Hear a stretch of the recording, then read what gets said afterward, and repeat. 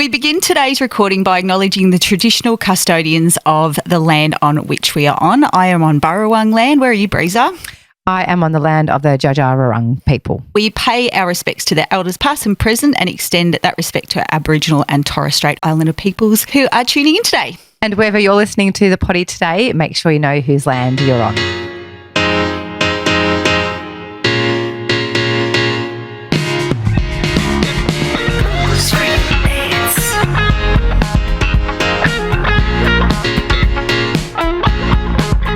Join us each week for some booze-free banter about life without booze. If you're entertaining cutting back your booze by a day, a week, a month, or for the rest of your life, we would love for you to tune in. Buckle up and come along for a ride that may just change your life. Just a heads up, some of the conversations we have may be triggering.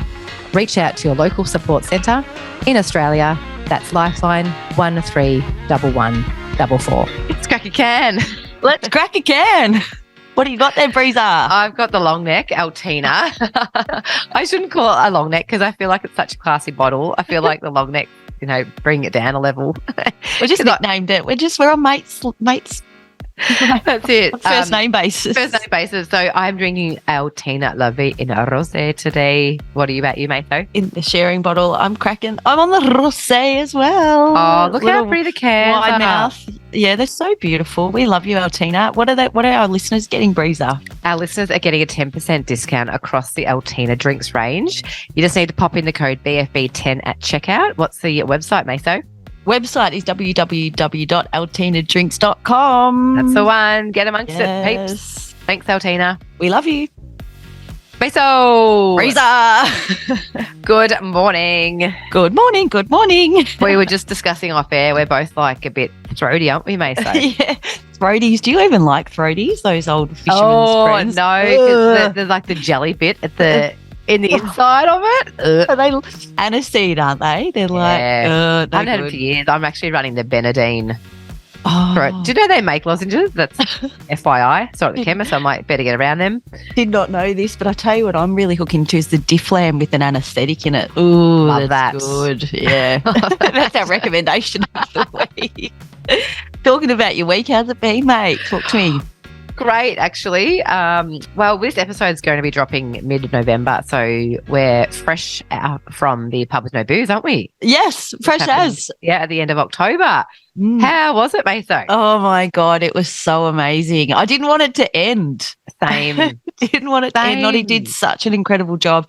What a power move. What a power move. To do it on one of the biggest, spring racing carnival days of the entire calendar in the middle of spring racing area, like Flemington was just just around the corner, and to clean out the whole pub of booze, like massive power move. It was a massive statement. It's just we're all praised for Noddy and his trailblazing team that have made this happen and many more to come, don't you reckon? 100%. And it was just like nice to look around, and we had this discussion with Noddy, just looking around the pub, and people were just chatting and having actual in-depth conversations instead of like the usual, carry on that we all do. Yeah. Yeah, it was a great change of scenery, I have to say. And there were some ace drink suppliers there. We met a couple of new crew. Just and it went really quick too, don't you reckon, Maso? It went so quick, so quick. And I found myself, I don't know about you, but if I was drunk in that situation, you really stay with your people. Very true, yes. Don't you reckon? Whereas I wanted to talk to people I wouldn't talk to before and engage in that conversation like John at the end of the day. I was like, I wanted to talk to him more as well, to really unpack and hear their stories about recovery and sobriety. It's, the wholesome connection. So well done, Noddy and team, for creating such an incredible event. It's amazing. And massive thank you to our friends at Heaps Normal for helping us to create the Truth Booth. Yes. We had a great time bantering on with a few guests actually. Yes. So that was just the whole setup. We love the whole setup, and we're massive fans of Heaps Normal. Go Heaps Normal. Go, you good thing. Righto, should we rip the Band-Aid off and get into confession session? Let's do it. Confession session, it's time to play. Where you tell us what you're ashamed to say. Go first, Mason. No, you can. I've got quite a light one, but again, we share our stories in a light nature. but looking back at them, we often cringe at what could have gone wrong and would be mortified if a 21-year-old did this in this day and age.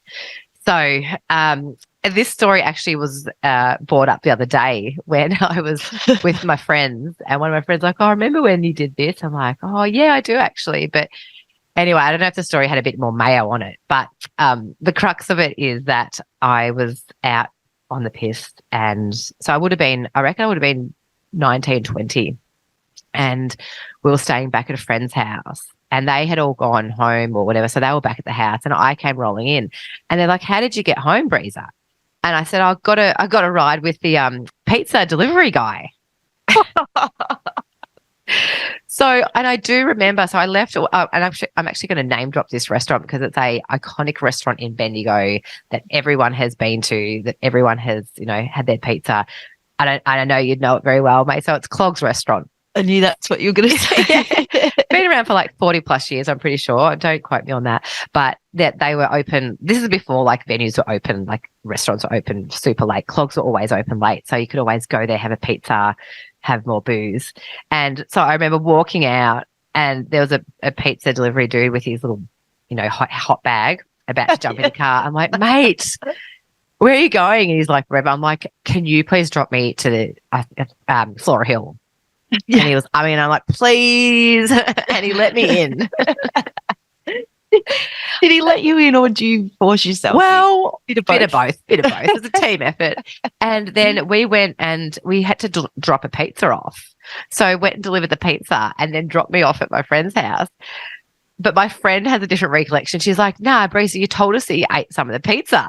And I'm like, "I don't know if that's true." Because I don't think he would have let me eat it. Maybe I don't even know if it's in the front or the back. If I was in the back, potentially, yes. I don't know. I don't remember. But yeah, got a ride home with a pizza delivery dude. Domino's. Well, these days would be quite hard because they get around on scooters and e-bikes. You have to side saddle. Yeah. Good on you, Clogs. They do make the best pizzas ever. But best pizzas ever. Hitched a ride. And again, looking back, lighthearted, but I think that could have gone very pear-shaped. Yes, it very really could have. Yeah, it really, really could have. Here to tell the tale. Yep, here to tell the tale. Ooh, thanks for sharing, Breezer. No worries. I feel like you've got a hard one because I feel like I'm looking at you and you're squirming a little bit, basically. Oh, well, I can't decide which one I'm going to tell, to be honest. I'm like, because I don't really remember it that well. Okay. It's probably when I first started drinking, when I was a teenager, actually. It reminded me of a party at a friend's place that we had, and I don't know even where I got the booze from. Mum and Dad definitely wouldn't have got it for me. It must have, I don't know. I just remember there being 6 light cans, and I think it might have been light ice. Oh, yeah, I remember that. Light ice? Yeah. Anyway, obviously I was hooking in as I do like a hero all extra. And just went to town on these light ice cans. I don't know how many I drank. I might have drank 6, who knows? But I've ended up passed out, woken up with the mum of the son who was hosting the party. Syphilis obviously, mum. Beg your pardon. Yes. She came to the rescue and looked after me. And still to this day, I just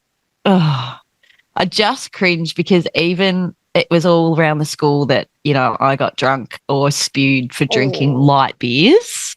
Oh, do you know what I mean? They gave me a hard time because I spewed on light beers. It doesn't matter what beer it is, it's still going to make you spew when you're, 15 or 14 or 15 and you've drank 6 beers, but they're all heroes going, you couldn't handle your piss, you do drinking light, it's not heavy. Do you know what I mean? Do you remember how you felt still? Like, do you remember that feeling, mate? I can still feel it now. Yeah. Isn't that shit? It's awful. Yep. I'm horrified that I put his mum in that situation. She's obviously been generous enough to have a bunch of wild teenagers at her house. And, I think about that now. We had my exes and the stepkids, we had held her 13th birthday party, and alcohol just started coming to the mix, and we were really apprehensive about what the next few years were going to look like with Yeah. hosting parties with booze around. And to be quite frank, I'm glad I'm not having to deal with that now. Not my problem, but I hope that they all remain safe and well, because I know what I was like. And so, you know, it's yeah. It's a tricky one. So yeah, I don't know. I was actually speaking with a mother of I think she's 14, her daughter, and she said, you know, she's starting to go to parties and her friends are drinking. What were they drinking? It's like one of the lolly waters, like Bacardi Breezer or one of them. So she's Stollies, remember Stollies? Yeah, oh yeah. They were like cruises, yes. So many.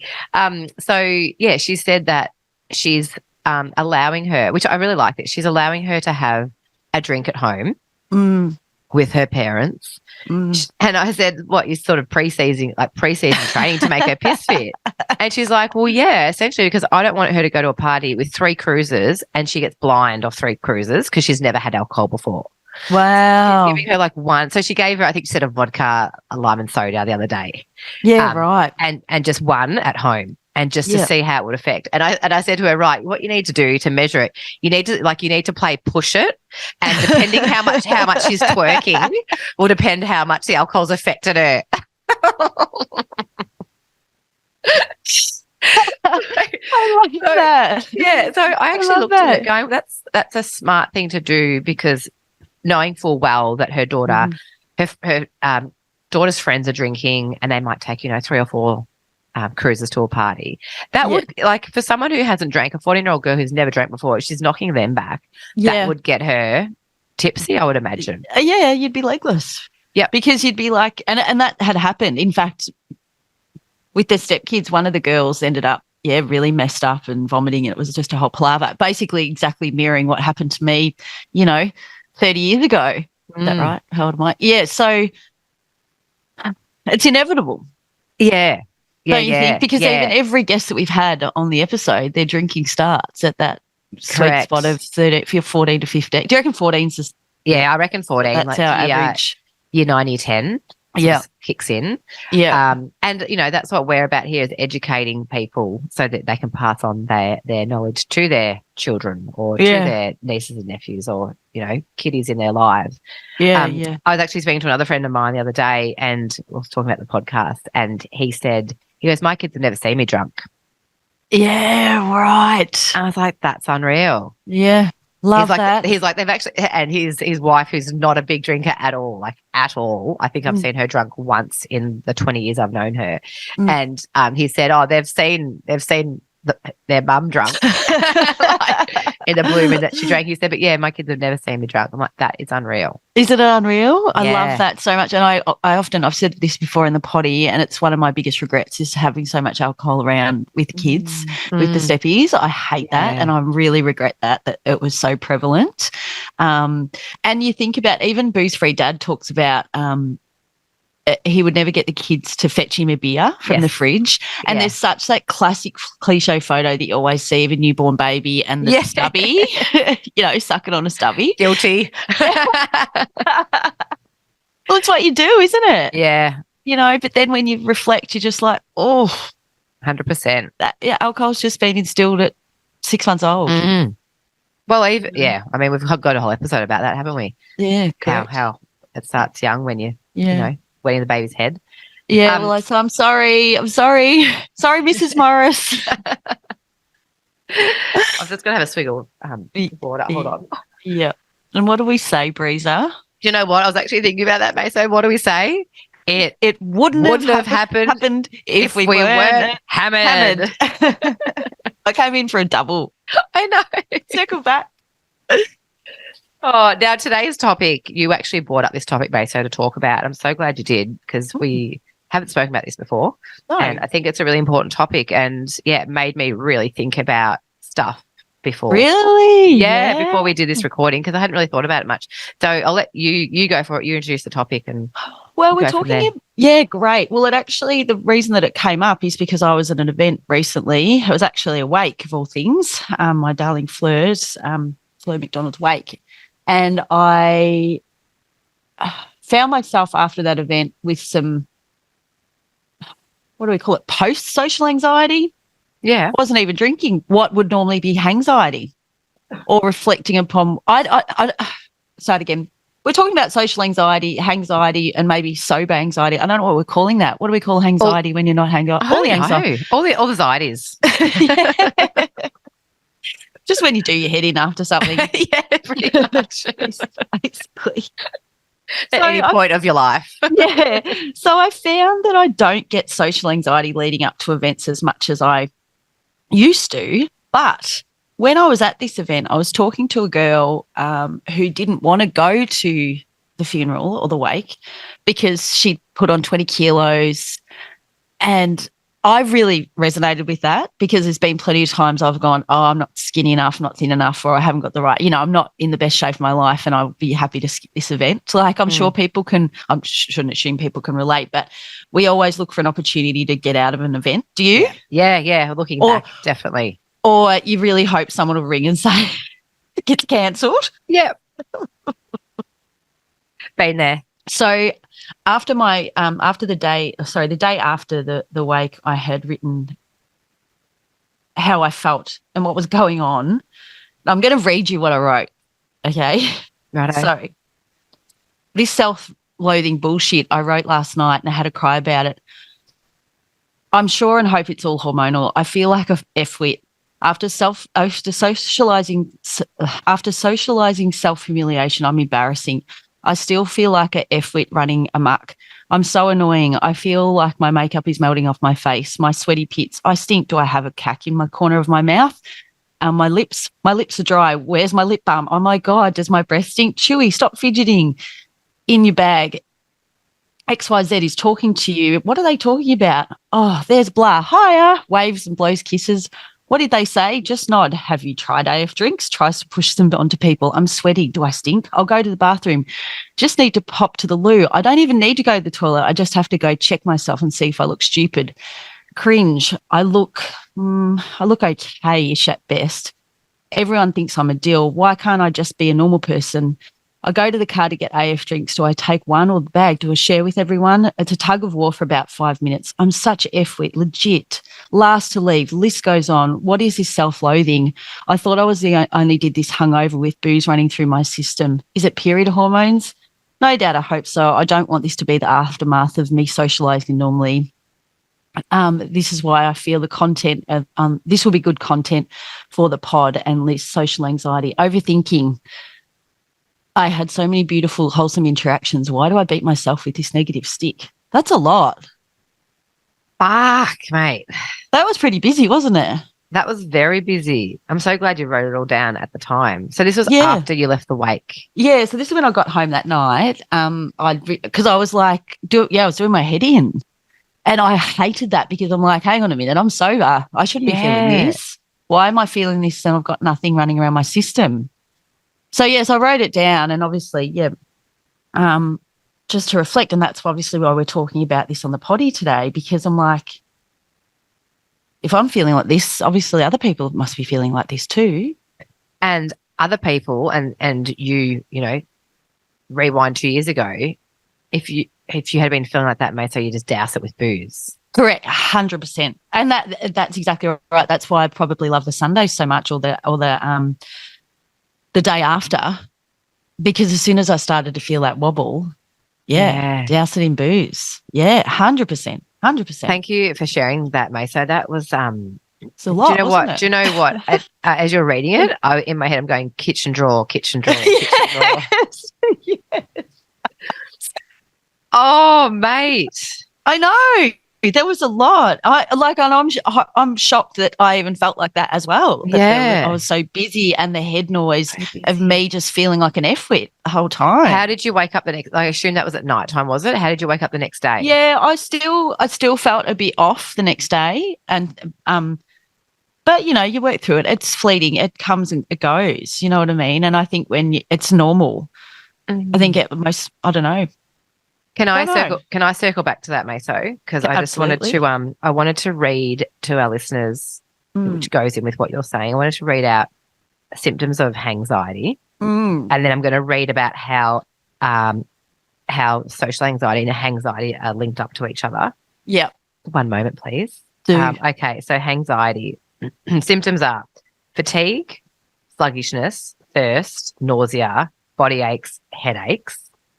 I feel like they missed out on doing head in and your heart racing. Yeah.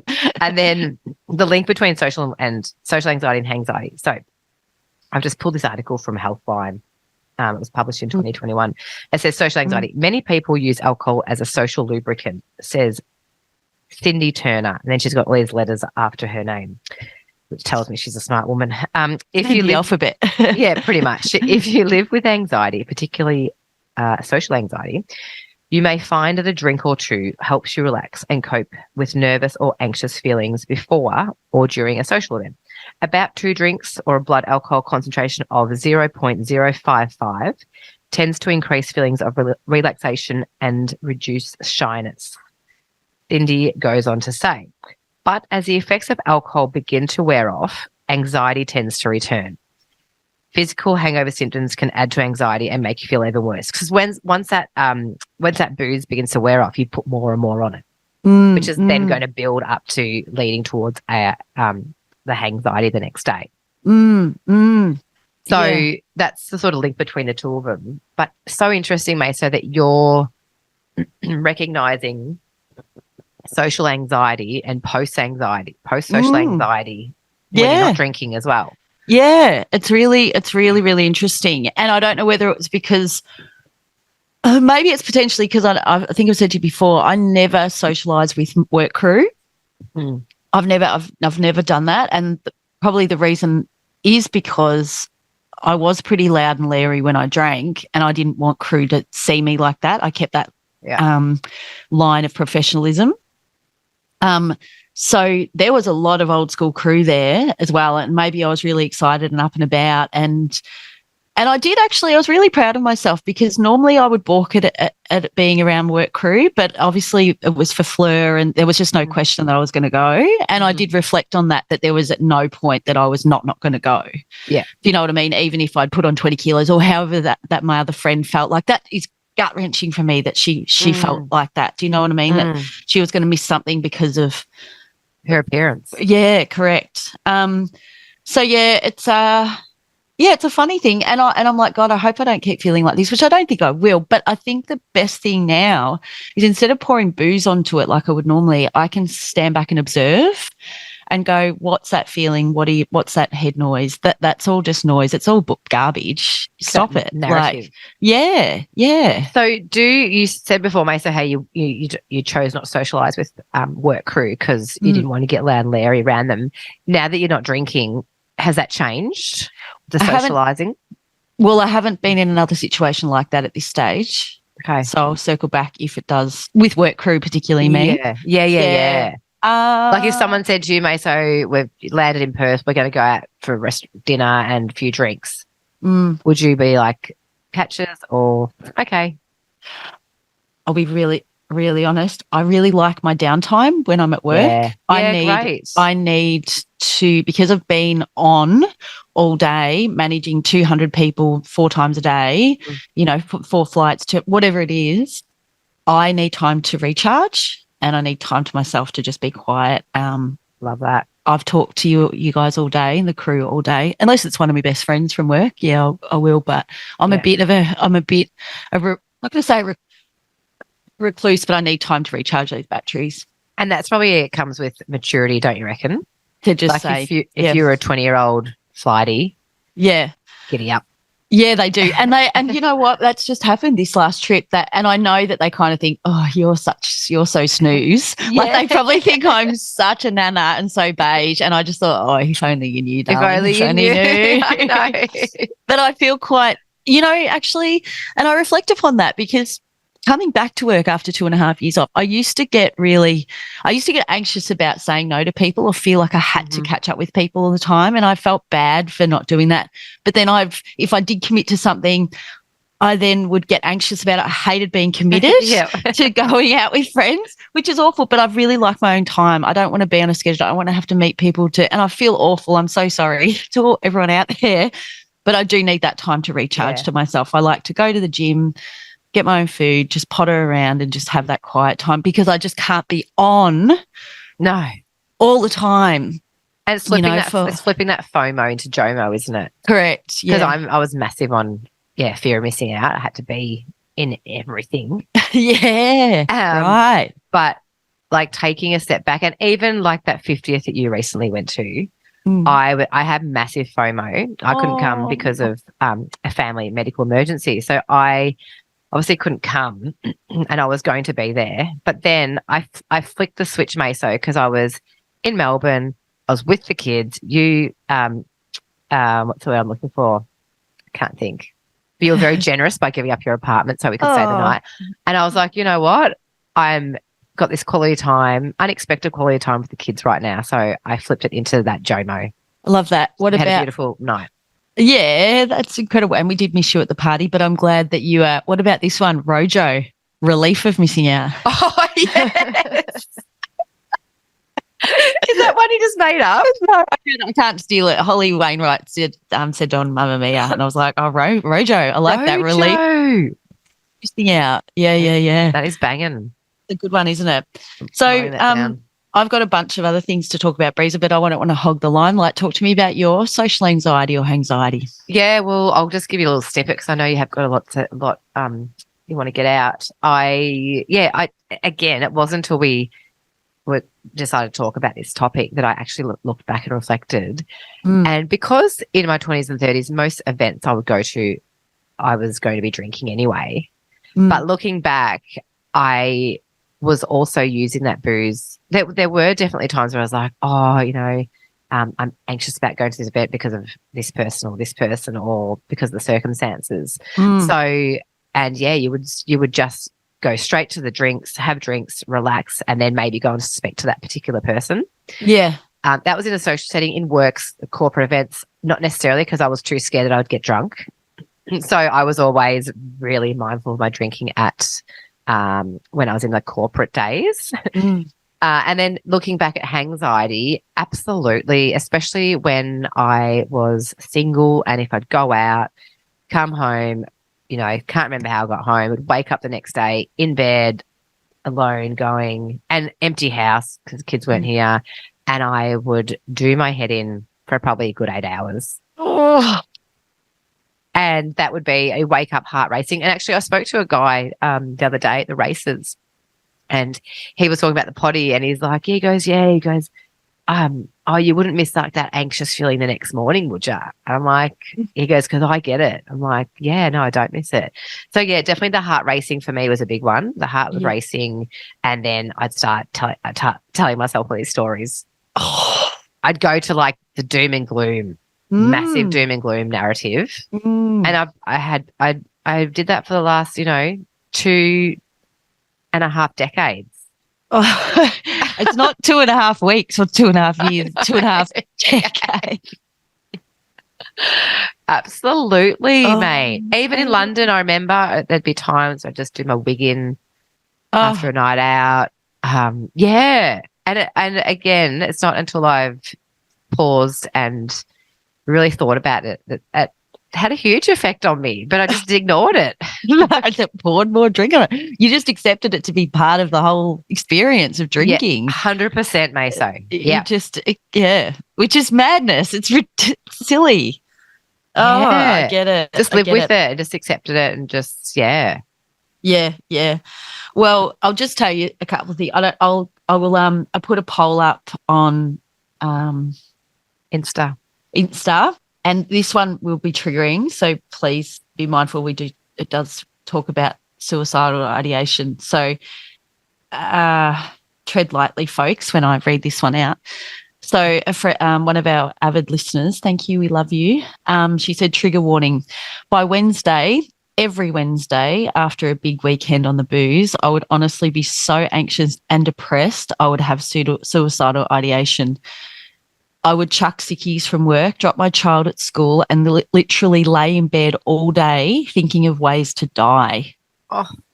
I am now 7 months sober and do not suffer anxiety or depression. I wish people were more aware of the mental health effects that linger for days and weeks after the hangover is gone. It took me years to make this connection. Oh, wow. Thank you for not dying. That's It's heavy, isn't it? Awful, isn't it? Yeah. Yeah. Just Yeah. really hard one. But congratulations on 7 months sober how and good's being that? here to tell that story. Yeah. And then we had another one message in as well to say, I'm so glad you shared this. Although triggering for some, I think of ways to die when I'm drunk. I relapsed last, I think she said last big, I don't know what she said, that I relapsed last something and I wanted to die. When sober, I wouldn't hurt myself. It's a crazy thing, but it's also something that numbs the feelings and I don't want to feel. It's crazy. She said, I replied to her. She said, thanks to reply. I do think it's important to talk about it because suicide is also the leading cause of death for young people in 25 to 45 and most of them use substances. So it's great you can have that open and honest conversation. We've talked about that, Breezer, of me wanting to knock back that whole packet of Finnegan. I've never wanted to die. I've never had suicidal thoughts when I'm sober, but drunk or, you just, you want the pain to go away. And it hit home to me when Fiona O'Loughlin said she would have died of shame. Shame. And that's similar to that follower that mentioned about the Wednesdays lying in bed. Imagine the shame. Oh, yes. She would have been feeling.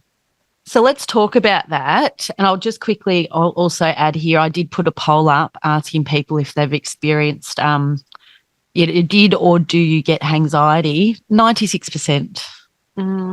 Yeah.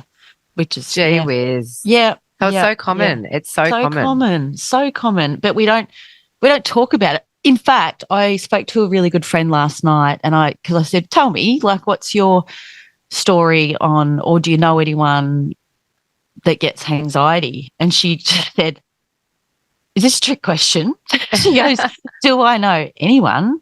She goes, like everyone. And she said, and me, like she said, of course me. And I said, this is so funny because when we started the potty, you thought I didn't get it and I thought you didn't get it. We both thought each other had our shit together and we'd rock on and party on. We never ever thought that we'd be in bed the next day just doing our heads in. Yeah. But she gets it too. Isn't that extraordinary?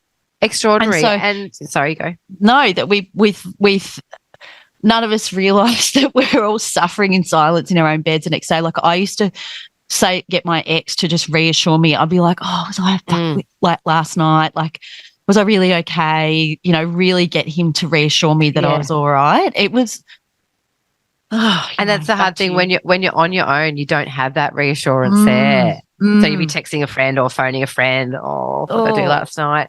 The whole Hangxiety thing, Mace. I feel like there's so many memes, and I don't have any on my phone saved, but I would see them from time to time, Hangxiety memes. Yeah, right. Yes. Like people sort of make a joke out of it, but actually we're all suffering in silence. True. But we're not talking about it because that's not cool. Because we're just being super cool on the dance floor doing a slut drop.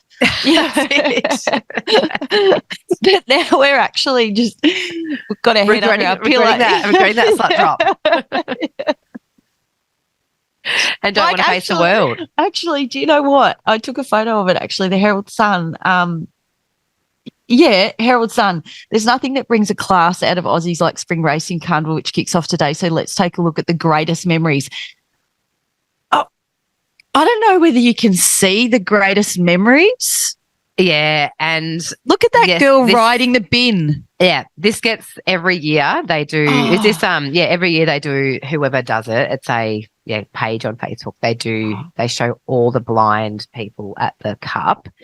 And in fact, there's an article that got sent to me and I haven't opened it up yet, but it's to do with domestic violence, the spike of domestic violence over the Spring Carnival. And